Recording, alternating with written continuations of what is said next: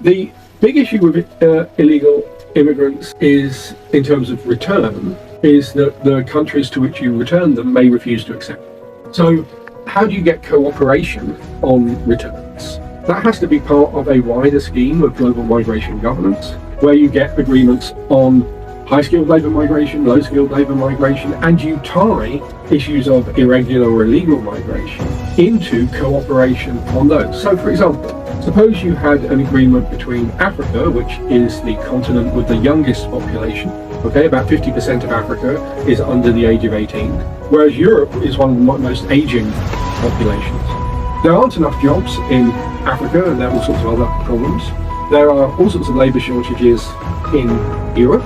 Why not have a bi-continental agreement? Doctors and nurses and health professionals from Africa for its aging population and the health systems in those populations.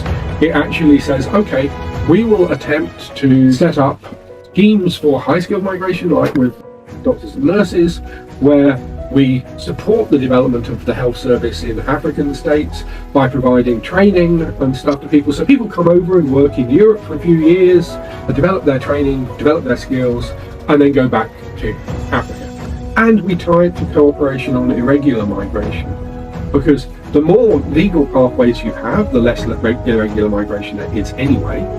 But more particularly, you can make, as part of these cooperative agreements, you can establish rules on accepting return of your citizens when they are judged to have been. So, I mean, I think that the sensible way to do this is primarily to operate through establishing bilateral agreements, either between states or between regional organisations like the EU and the African